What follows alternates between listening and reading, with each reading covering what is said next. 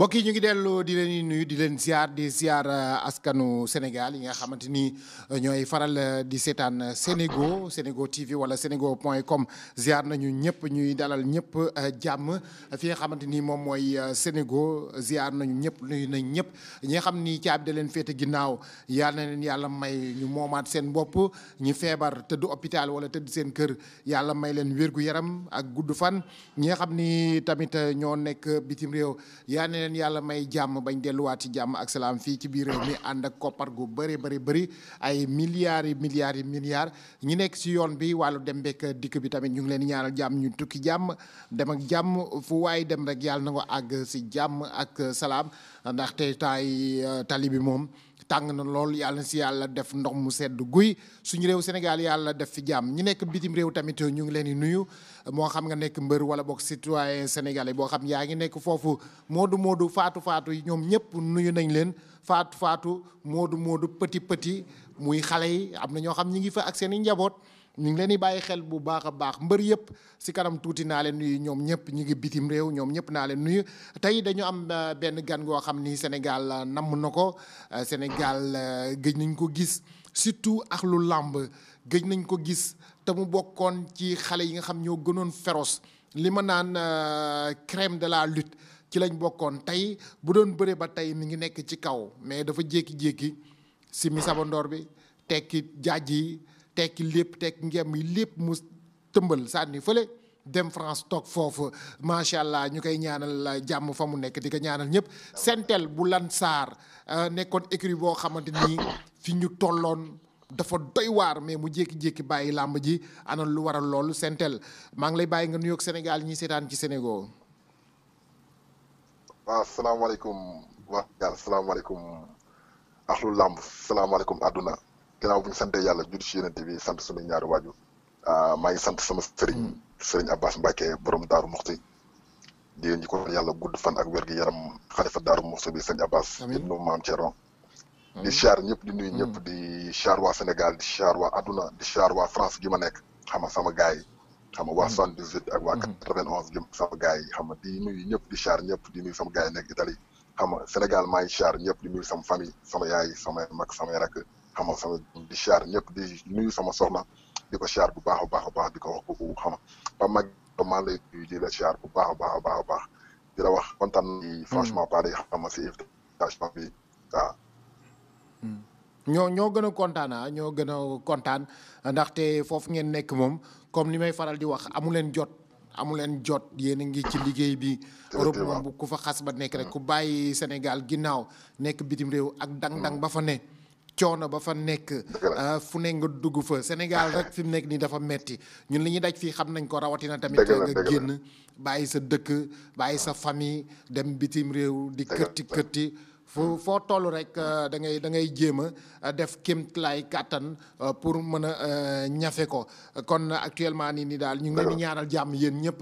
yéen ñi nga xamante ni yéen a nekk bitim réew yàlla na yàlla defar lépp incha allahu rabbi yàlla li mu yor bëri na te yàlla na leen yàlla sàng sutura nee nañu daal ñi nekk bitim réew moom dañ leen di waral di sànni ñaan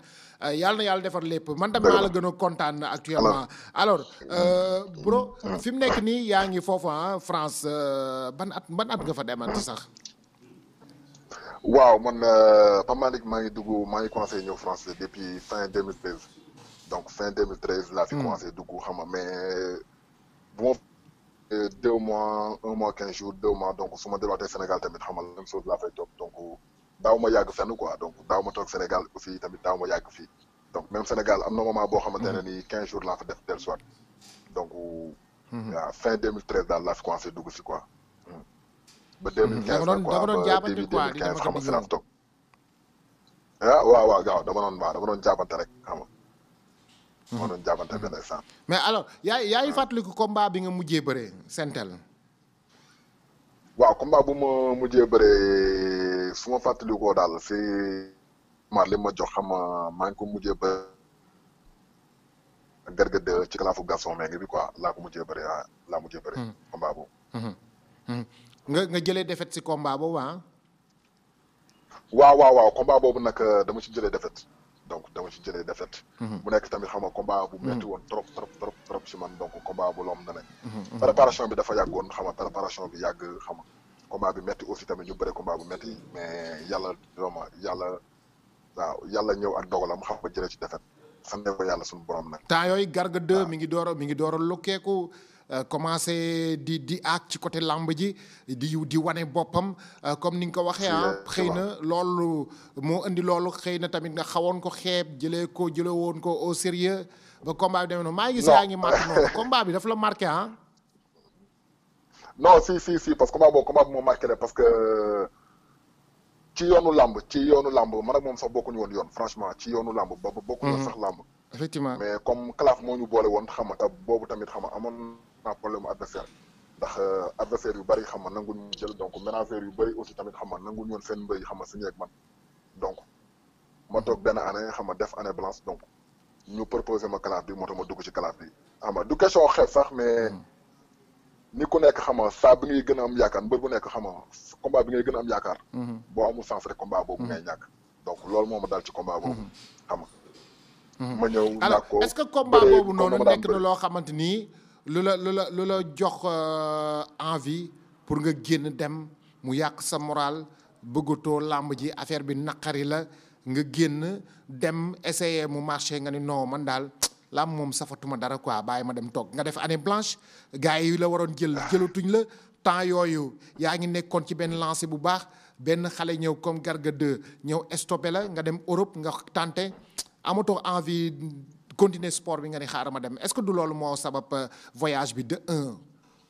waaw pas mal que xam nga man benn esprit la am mooy man.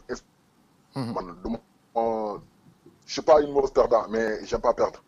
donc loolu tamit bokk na ci man. donc bokk na ci benn ci man loo xamante ne xam nga man gaw ma ñàkk donc même lépp lu may dugg ba ci fii muy Sénégal lépp lu may dugg donc esprit gagnant laa ci duggee donc. mais combat boobu bokk na ci combat yi ma gën a. bi ni mu demee woon la ak xam ak samay mbokk ku nekk jug xam nga ku nekk jug. mais boo gisee tamit aussi li may wax sax li may wax sax dara gënul neex. weer fin du mois jot. nga xool sa compte fekk fa sa xaalis neex.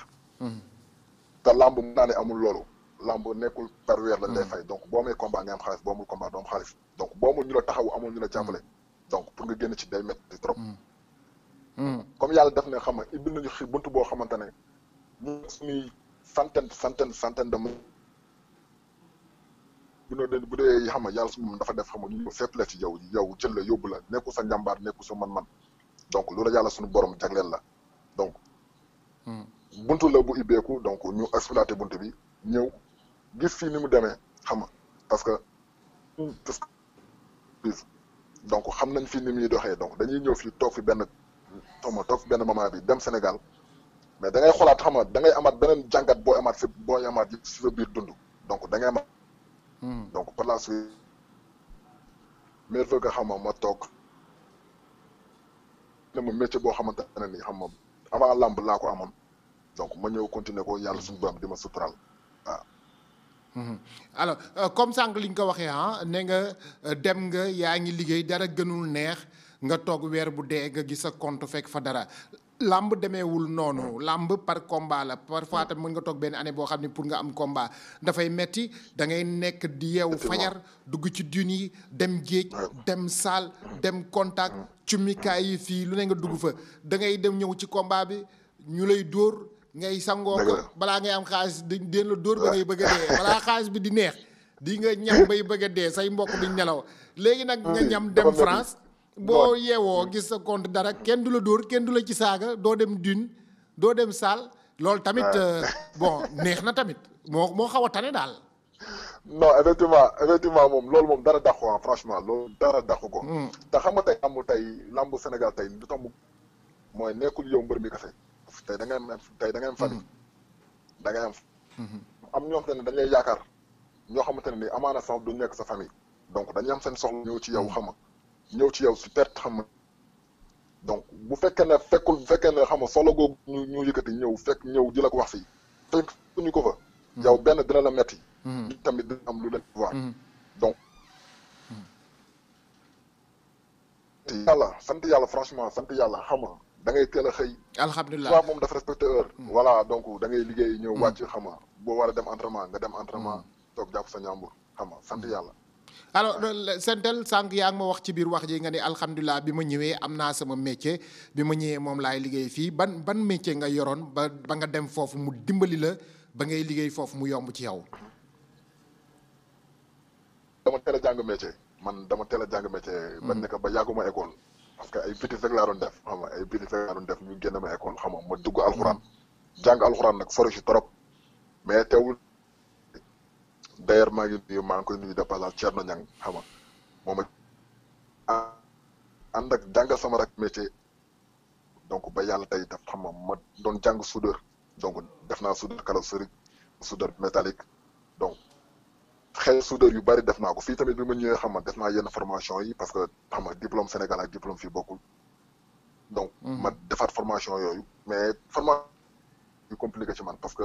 métier bi mi ngi sama xol te moom mi ngi ci man te métier moom laa mës a bëgg sama àdduna donc parce que soudeur parce que dama ci galère tey pour am ci benn xam-xam bi voilà donc moom laa ko ne waaw mooy li ñuy wax parce que yow li nga wax nii mooy li ñuy faral di wax mbër yi nañu jàngi métier door a bëre parce que lu am solo la bëre du métier c'est surtout jamono ji nga xam ne ñu toll pour ñi bëre léegi dafay jafe saison bu nekk nga bëre dafa jafe surtout contexte actuel bi xam naa dinañ ci ñëw actuellement mais yow kon li ngay mën a conseiller sa moroomu mbër yi nga xam ñoo nekk Sénégal di say rak am na ñoo xam ne ñoo la mag ba tey ñu ngi bëre wala boog am na ñoo xam ne say rak lañu kon loolu yaa ngi leen di koy conseiller ñu jàngi ñu nekk ci métier parce que fi mu nekk nii pour ñu dem jàngi métier day jafe nañ xool daal lu ñuy def leneen lu uteeg làmb non loolu moom mbër bu ko deful bu ne rek amaana tey ñaanuñu ko yàlla suñu borom bi mais dina la gàllankoor ci yu bari parce que tey mbër dafa war am métier ku mu mënti doon man yàlla dimbal na ma xam ba samay xarit ku ci mel ni Tidiane Faye kooku sama doom ndey la bi ñuy ànd man ak moom làmb taxul làmb sax boobu xamuñu woon lan mooy làmb ñuy jàngandoo métier muy def mécanicien may def soudeur xam naa bëri na ci mbër yoo xam ne xam naa leen xam nga am nañ métier mais pour suñu rakk yi nga xamante ne ñooy doog a dugg ci làmb nañ ci boole métier parce que làmb tey dafa am âge bu muy yam bañ na ko ba léegi xam nga 45 ans la ñu wax xaw ma 40 ans donc je sais plus te 40 ans ci góor yaakaar nañ ni foofu nga war a gën a mën a ëppee doole donc bu fekkee ne fa la sa carrière làmb yam ci 40 ans wala 45 ans donc après say 45 ans ci lan nga war a nekk donc yaakaar naa loolu tamit mais yaa ngi wax sànq ay mbër yoo xam ni yow tamit fi nga tolloon fa la ñu toll ku ci mel ni que Tidiane Faye maa ngi koy nuyu au passage Tigre bu Lansar booy xool ñoom dañu daan bëre mais léegi bëreetuñu yaa ngi wax ne da ngeen yàgg di ànd ñoom tam jàng nañ métier xëy na boog métier boobu noonu ñu jàngoon xëy na mën na leen dimbali parce que toog nañu ay at bëre wuñu ku ci mel ni que Tigre ku ci mel ni que tamit Tidiane Faye kon ça veut dire boo amee métier mën na leen dimbali si effectivement te ñoom loolu parce que Tidiane Faye mën naa ne chaque jour dañuy déggante man ak moom Tigre léeg-léeg ñu xaw a gëj a déggante mais dañuy déggante xam nga Tigre tamit noonu amul ku ko dàq bëri Tigre amul ku ko dàq bëri ci arène bi ay moromam presque jeexal na leen mais lamb la kenn xamul comme ni ko Paye di wax rek xam nga lamb du biir xam nga day xëy wasin am ni ko Paye di waxee xam nga mais ku ci mel ne Tidiane Faye kooku tey bañ na ko ba amul jël bu mu daanul ci lamb boole 5 ans xaw ma 6 ans professeur dem top 5 le professeur de l'arène man waxuma sax le professeur de Lamsar mais le professeur de l'arène parce que jël yu muy daan amul mbër bu ko fa mën a daan waaye donc te tey xam nga gis nga ni mu demee ci côté mais lépp rek dañuy sant yàlla parce que tey doomu aadama yow tey da ngay sabablu mais li yàlla suñu borom bi di def yàlla rek ko xam moo ko xam da ngay ñaan yàlla moo yor ay programme am te gëm li nga nekk moo dama tey amul lu dul naxari ci àdduna amul lu dul naxari lépp lu ma sa neex dina naxari mais da ngay ànd ak sa gëm-gëm xam nga da ngay ànd ak sa gëm-gëm xam ànd tamit sa dignité parce que bu neexee da ngay sant yàlla donc bu naqaree tamit da nga war a gën a mën a sant yàlla parce que foofu la yàlla dina tey doomu aadama foofu la yàlla dina tey jaamam. alors donc alors loolu lu am solo la muy loo xamante ni wax nga ko loolu moo la dimbali métier boobu moo la dimbali ba fi nga nekk noonu yaa ngi fay liggéey yor sa contrat bu weer wi dee nga xool banque bi mu am 100 millions yoo xam ne kenn du la ci dóor. xam nga fii dañ lay jox 100 millions ñi naan la da ngay ñëw face à face di wut cumikaay gars yi nee nañ ñoom Modou Lo nee nañ dañuy financer lu mat ay 50 millions doo nelaw. mbër sa adversaire lu ne mu wax la ko foo tourné ñu wax la ko commentaire yi Sénégal gars yi naan saa ay 100 millions lañ ko fay te boo fayee ko ñëpp yëg ko nag ñëpp yëg ko nga ñëw fee bët yi ñu xool ñu lay dóor yi dóor presse bi topp la open presse fii mais alhamdulilah sant yàlla lamb dafa metti surtout si ñooñu sax surtout si ñooñu nga xamante ne xëy tey ñoom ñoo yegg ci benn chemin bi ku si mel ne xam nga Modou Lo maa ngi koy nuyu de passage xamante nañ ay gaañ lan Eumeu Sène aussi tamit di ko encouragé xam nga di encouragé Eumeu Sène et puis di félicité Modou Lo tey seen combat bi tey war na yee mbër yu bëri parce que après combat bi gis nga ni mu demee toog nañ grand place xam nga Eumeu Sène jël couronne bi takkal ko Modou Lo loolu mooy làmb mais ñooñu seen combat tey même bu ñu amee sax ñu leen di jàppale seen combat day metti seen combat mënul yomb su mel ne Balla Gaye Gris Bordeaux Modou Lo Eumeu Sène Bombardier Tapha Tine Lac de Guiers ñooñu seen i combat mënul yomb xam nga ñëw nag xam nga ci ñi nga xamante ne nii xam nga tey war nañ seen bopp tey ba war a mën a yegg fenn ku su mel ne Siteu Ama Baldé Sa Thiès Boy Niang ak yeneen mbër yi xam nga kenn ku ci nekk rek. mais noo may jàngatalee. combat Boy Niang ak Lac de Guiers 2 seetaan nga ko noo ma koy jàngale ni mu mujjee ak yow ban commentaire nga ci def ci côté Modou Lo wala bokk ci Boy Niang ak ci côté Lac de Guiers 2. waaw combat boobu moom li ma ci seetaan naa ko franchement seetaan naa ko du début à la fin mais dama ci gën a encouragé Boy Niang parce que tey waral na preuve boo xamante ne nii li gars yi doon wax naan xam ay mbër mi du ma moroomam ay yooyu du ma moroomam yooyu kon jeex na fi parce que tey Boy Niang wane na loo xamante ne nii wane ni ñii war nañoo mën a bëre ak ñoom parce que tey boo xoolee tey ni mu bëri Lac de Guiers ñëw première 15 minutes yi mu diriger Lac de Guiers dirige ko xeex ak moom yóbbu ko ardo donc tey indi na fa entraînement bu doy franchement indi na fa entraînement bu doy indi na fa physique bu doy indi na fa aussi tamit confiance di ko am ci lancé boobu mu nekk li ma koy lamb ji mënoon na bañ a yegg foofu lamb pour am mënoon na bañ a yegg foofu bu fekkee ne Lac de Guiers def nañ Boy Niang def si première 15 minutes yi ñëw parce que boo xoolee tey Lac de Guiers ni ñu xoolee ñoom ñaar seen combat bi mu taxawee dañu gis signature bi xam nga Lac de Guiers il était confiant mu wane na moom pare na mais ça veut pas dire que xam nga ci signature wala ci jàkkaarloo bi nga wane ne pare naa or que ci biir lamb ji yaakaar naa foofu la affaire bi nekk donc bu ñu ñëwoon xam nga bu ñu ñëwoon dès les premières 15 minutes bu ñu ñëwoon imposer Boy Niang pas question ko dañ naan ko xam nga pas question ko imposer nga ñëw xam nga sax saaxee ci combat non mais combat aussi tamit dafa am loo xam yaay jël sa décision boobu ñëw ne combat bi ci nangam laa bëgg mu jeex ñëw bëree combat bi tey bu bëri woon ak Boy Niang tey ni comme ni Boy Niang bëree ak moom si première 15 minutes yi tey ko si li ma yaakaar waaw.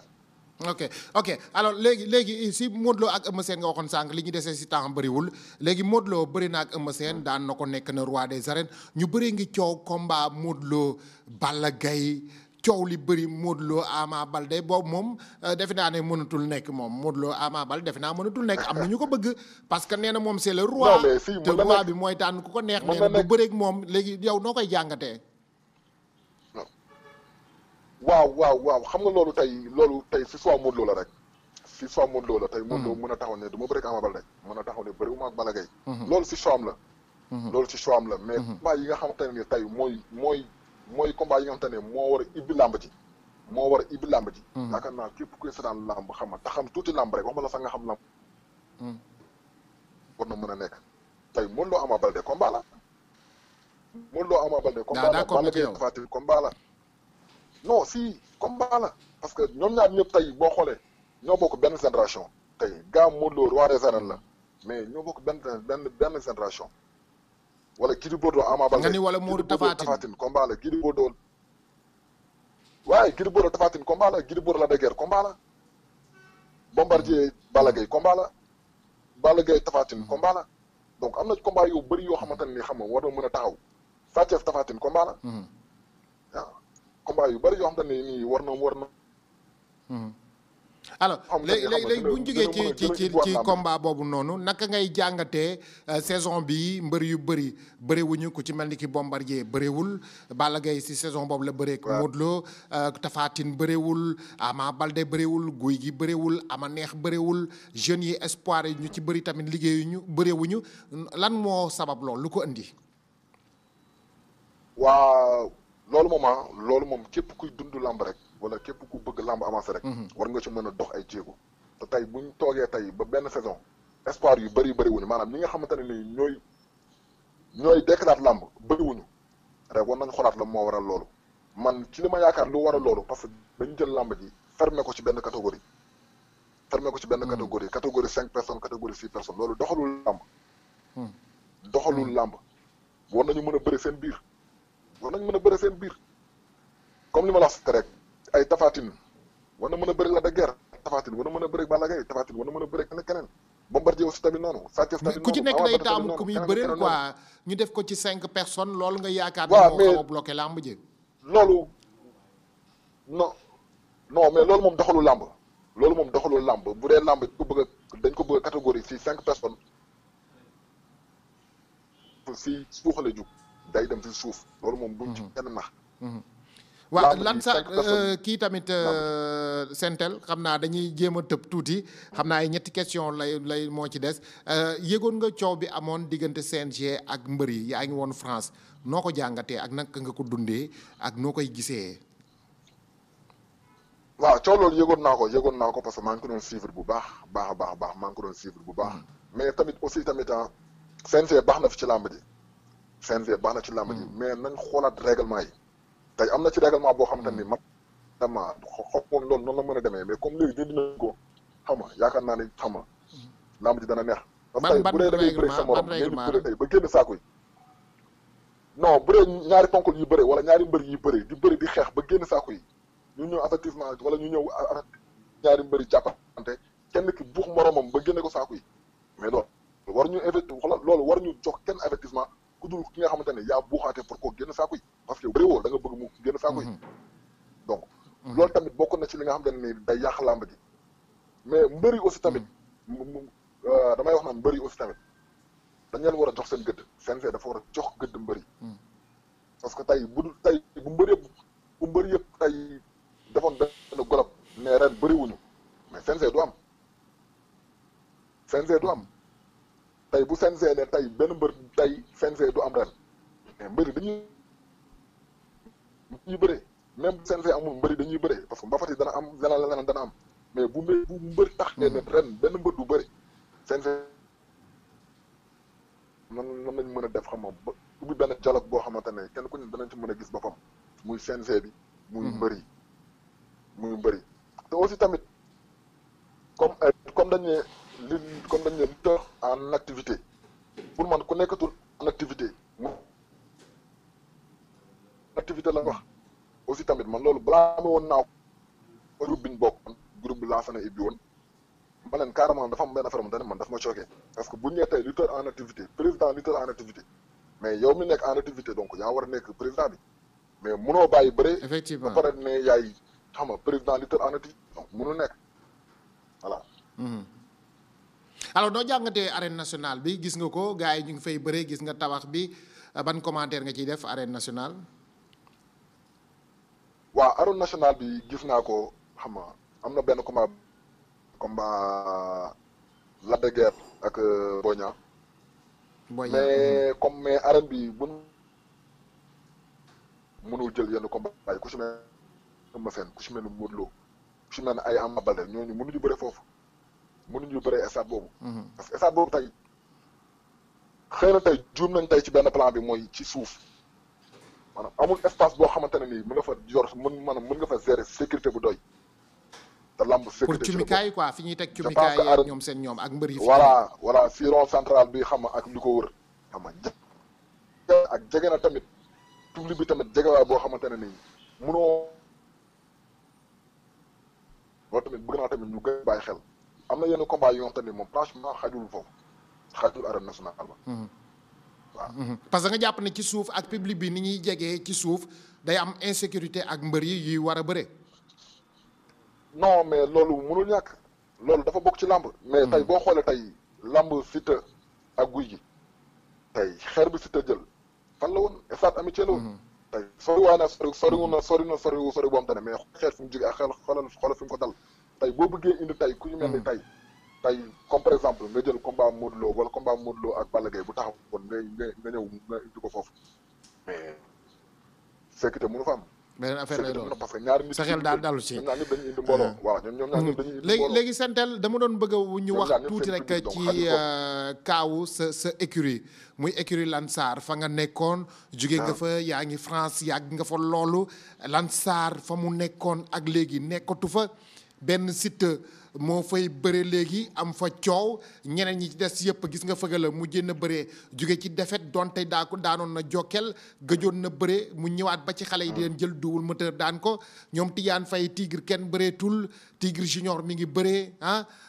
Siteu rek moo fa doon bëree te Siteu léegi dem na États-Unis daaw dafa def année blanche nan ngay jàngatee situation écurie Lansar actuellement. waaw xam nga tey Lansar te boole woo ma ci. bi ñuy créé équipe Lansar suñu kër moo nekkoon 16 bi sama kër moo nekkoon 16 bi fa lañ créé équipe Lansar. sa kër ah bon. toog na 2 mois yoo xamante ni di ko entraîné. waaw sama kër moo nekkoon 16 bi donc fa lañ créé équipe Lansar. toog nañ 2 mois yoo xamante ne ni entraînement bi ñu doo créé équipe Lansar toog nañ presque 2 mois yoo xamante ni mënuñu am 30 personnes yu mag pour entraînement. mais dañ ko doon jéngu suñu première année ñu ñëw jël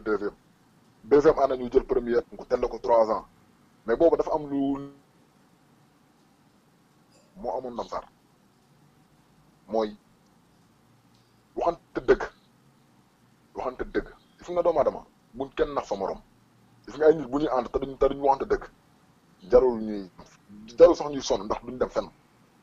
te dëgg dafa neex gis nga nit ki man noonu ma suñu borom bindee man Lansar lépp xam nañ ma ci loolu man amul lu may ragal wax doomu aadama lu ma la war a wax dama la koy wax du ma dem ci mas di ko wax damay ñëw ba ci yow wax la li ma lay wax man loolu suñu borom bindee te boobu entraînement yi dañ ko tegoon ci yoon am combat ñàkk combat da ngay ñëw entraînement boo amee combat boo amul combat da ngay ñëw entraînement mais entraînement boobu noonu franchement parler man damaa par man dëgg laay wax du ma ne kenn yàlla na mu lay nuyu te gisuma suñu borom entraînement boobu noonu gisatuma ko Lansar donc bu fekkee ne bëgg nañ dellu fañ nekkoon di waxante dëgg aussi di waxante dëgg te respecté entraînement yi comme nañ ko respecté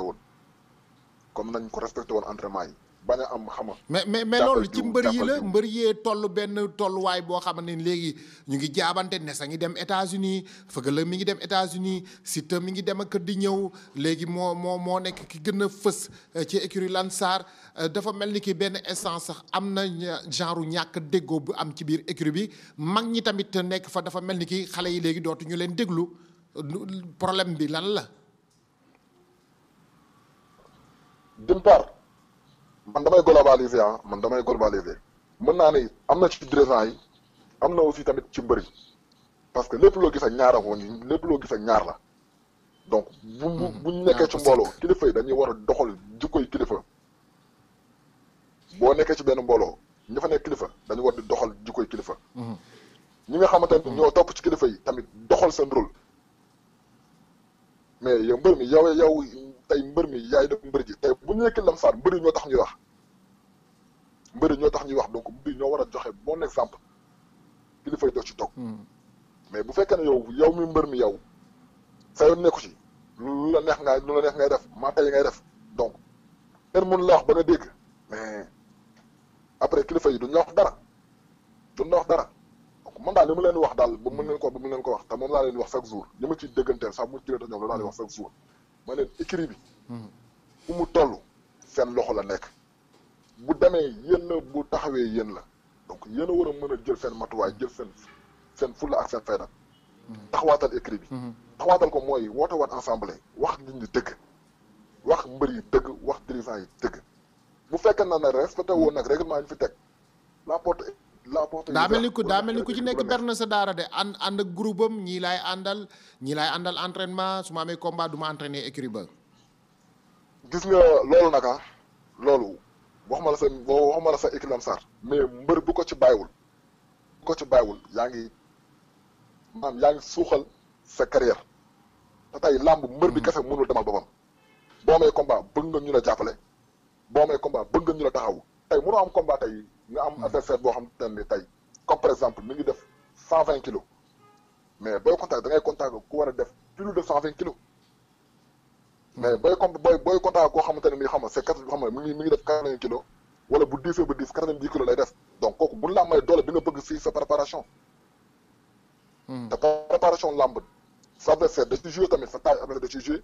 sa poids adversaire da ci joué sa xel ci adversaire tamit dafa war tamit joué aussi tamit si sa préparation. kon daal gars yi nañu waxtaan. loolu nga bëgg ñu dajaloo waat nekkaat benn quoi yow loolu fi mu nekk. dajaloo waat xam nga waxtaan. waaw franchement pare man loolu daal loolu moo doon moom mooy li ma gënal xam nga aussi tamit loolu mooy sama choix quoi nañ dajawaat toog waxtaan. dajawaat. li ma lay mujjee laaj ñaar yi ma lay mujjee laaj wala dafa am loo ci doon yokk dafa am loo ci doon yokk. non vraiment na gaa yi gën a góorgóorlu daal xam nga gën a góorgóorlu te xam ne ñun Lamsar lañ xam. Lamsar lañ am donc fa lañ juddoo fa lañ yaroo fa lañ màggee donc lu ñu mën di am si àdduna tamit Lamsar moo ñu ko gënal donc duñ nangu tamit xam nga. amul rivalité yàqul affaire bi rivalité. non rivalité moom képp ku koy dund ku ne rek da ngaa gëmu sa bopp képp kuy dund rivalité ku ne rek gëmoo sa bopp doomu aadama da nga war a gëm ne lu yàlla bind si yow doomu aadama mënu ci dara. jot. donc ay rivalité amul solo nit li nga yéene sa bopp yéene ko ñëpp. yéene ko ñëpp boo ko defee da ngay am jàmm. li ma lay mujjee laaj bokk na ci yaa ngi France actuellement am na say moroomi mbër yi fa nekk yéen a ngi gisante yéen a ngi déggante ku ci mel ni ki Cartouche maa ngi koy nuyu di nuyu capitaine PK moom Italie la nekk Malal Ndiaye tamit maa ngi koy nuyu kii Baye Ma Ndiaye maa ngi koy nuyu sama mbokk yooyu ku ci mel ni ki nu mu tëddee Cheikh bu Waalo Omar Sakho numéro 2 ñoom ñëpp maa ngi nuyu bu baax yéen a ngi gisante yéen a ngi déggante Boy Naar amigo Boy Naar waaw Boy Naar waaw moom maa ngi koy siyaar moom sama grand la xam nga sama xarit la sama waay la xam nga bañ na ko ba sama rëboo la maanaam moom ay daanaka daal gisante bi yombul mais ñu ngi déggante franchement waaw Cheikh bu Waalo maa ngi déggante moom booy Cheikh bu Waalo franchement mu nekk booy bu xam nga booy bu yaru aussi tamit xam nga gëm boppam ma Paul maa ngi koy siyaar Cartouche gisante nañ benn yoon tey ma gisante nañ mais gisante bi bëriwul quoi gisante bi bëriwul mais ñu ngi déggante franchement ñu ngi rek xam nga yéene nga sa morom loo xamante ne ni xam nga li nga yéene sa bopp rek moom nga yéene sa morom xam nga di nuyu fépp fu mbër nekk mais yéen a ngi si jàmm comme yow ak sa morom yéen a ngi si jàmm amu leen benn problème foofu waaw franchement ñu ngi ci jàmm